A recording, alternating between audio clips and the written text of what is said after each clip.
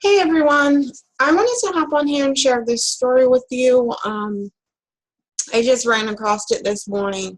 It's about this, white supremacist that lives in Britain, and he concocted a plan to come to America and assassinate Trump. And the reason why I'm sharing this story with you is because this is going to be the face of Donald Trump's demise. And I think it's interesting how his entire focus is on building this wall to keep Mexicans out of America, and also and what we really need to be careful, and we really need to step up our game, because he has these plans to go to Chicago, and he's talking about black on black crime and getting tough on crime, which we know that means he's getting ready to start this, what I consider should be a war with black people. He's going to start trying to do mass incarcerations again, and he's putting these laws back in effect, the stop and frisk, so that they can start harassing black people. So we really need to up our game. But I feel like white supremacy, they're always distracted right now when he's focusing on other races, but these other white supremacists are going to be his demise, because when you have millions upon millions of white supremacists walking around with their entitled minds, they figure if they don't like something, then they have the right to go kill it. And that's all of them. So it doesn't matter if the other person is white. White on white crime is an epidemic. So it's not something that's new. It's not something that just barely goes on. They're always killing each other. This is the face of evil. This is the face of terrorism. And it's going to end up being his demise, because black people honestly are not bold enough to come to fly overseas to another country to go assassinate somebody else's president. But white supremacy is.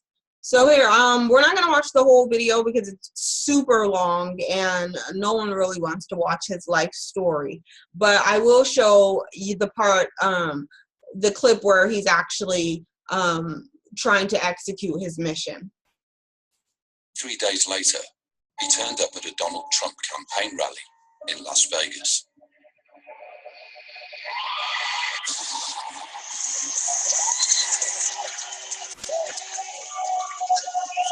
I will build a great wall. Shortly after Trump took to the stage, Michael approached a police officer.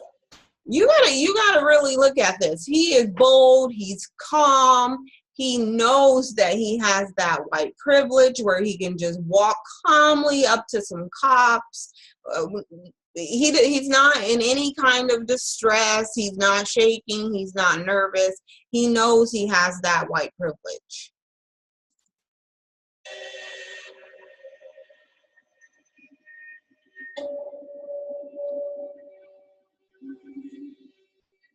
Seconds later, he attempted to grab the officer's gun.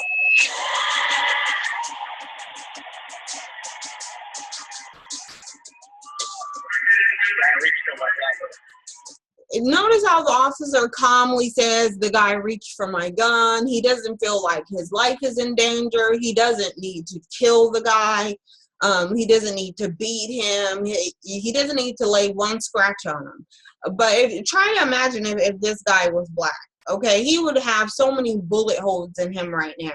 He would look like Swiss cheese. So this is when those cops, those white supremacist rogue terrorists, when they're killing these black people and they're convincing even other black people that their life was in danger, that they feared for their lives. You need to look at stuff like this, okay? These disgusting terrorists, did not feel like their life were in danger. They don't feel like it. They know their life wasn't in danger. All the times when they killed all these innocent black people, they knew their lives weren't in danger. This is when your life is in danger. When another rogue white supremacist terrorist is around you, that's when your life is in danger.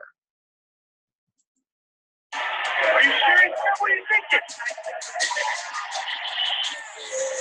Are you serious, man? What are you thinking? Like, is that his nephew? Like, they're talking to this dude like he's their nephew. And that's what we really, really, really need to think about. And they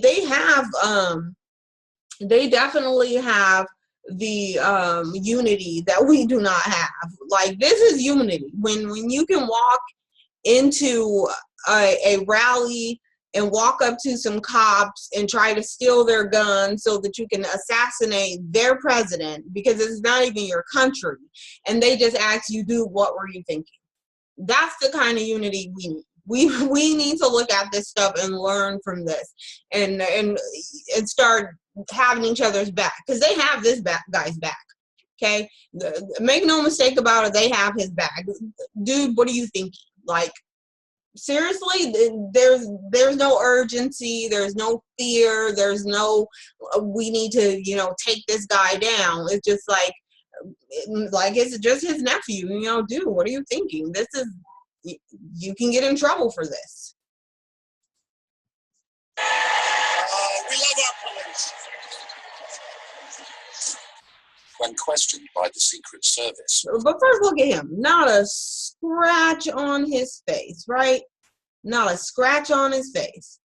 Him not fearing for his life. The female officer, she's not fearing. No one's fearing for their lives. No one needs to be killed at this moment, even though this white supremacist rogue terrorist just came up into a building, tried to take a gun off of an officer to assassinate the president. No problem. No problem. Just, you know, what are you thinking? Michael stated he'd wanted to shoot and kill Trump, saying he was a racist that deserved to die. I mean, we can all agree with that. But how did a young British man from Surrey end up trying to assassinate the most controversial and high-profile man in the world? Donald J. Trump. You can't even get a suit that fits him. Very, very close family unit. This is the face of terrorism.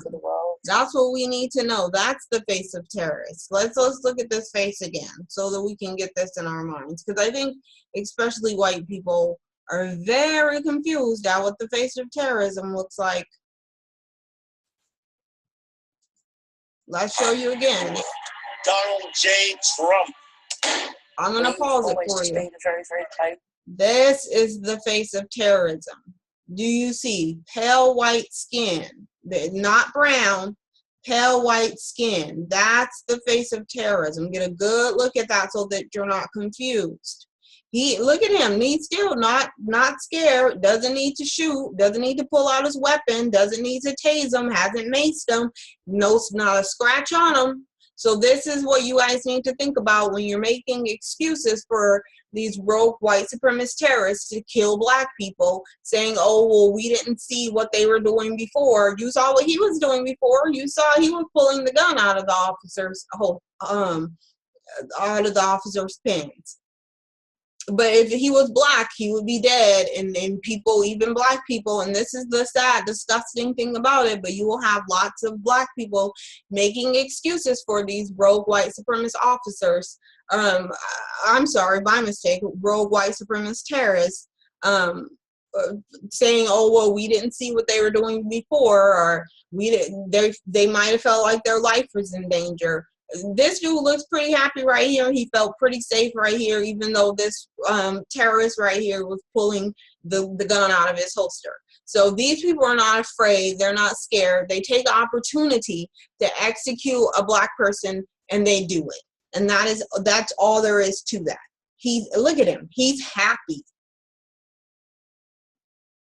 So I'm gonna get out of this share. But we really need to take heed, and I'm just gonna go back to We really need to realize that white supremacist terrorism is, it's everywhere, and it is global, and this is going to be Donald Trump's demise right here. While he's making his plans to go terrorize the Black community. And I hope that we prepare ourselves for that. We really, really have to prepare ourselves. And I'm talking, pull your money out of the banks. I'm talking, invoke your Second Amendment rights. You really need to prepare yourself, because this right here is a monster. And his plans are to destroy us. But the good thing is, we have white supremacist terrorists like this that can actually help us with this. And this is part of when I say you let them work to destroy each other, because they really will. And I feel like we're always this distraction. They're always focusing on us, when I really wish they could just live on an island by themselves, and then you will see another Holocaust and everything will be just fine. And that's why I say that I like Hitler. And I know people say, well, he killed Black people too, but Hitler is the only one that did us a favor, because he actually got rid of a lot of these white supremacist terrorists. And that benefited us. It's the only time when they were actually, some of their numbers went down, and that was great for us. And we really need people like him. So I wish that we could all just sit back and watch, all this play itself out. But unfortunately, Donald Trump's goal is to come terrorize us. While the face right here is going to come to terrorize him. So we just have to watch this play out. Anyways, thank you for watching this video. If you guys want to watch the rest of this, I will put it in the description box. It's super long. I haven't watched all of it, but it's just pretty much going to talk about his life and why he decided that he needed to come assassinate Donald Trump. Why? But the biggest thing is not why he wanted to, because I think we can all understand why he would want to, but why he felt that he could. I mean, think of the boldness of these white supremacist terrorists. He flew all the way across the country from Britain to come to our country. But did he get stopped at the airport? No, he just fine. Just come on right there. You're not Muslim. Your skin is white. You are fine to come right in here. And that's going to be their mistake, and that's going to be their demise. Again, I will leave the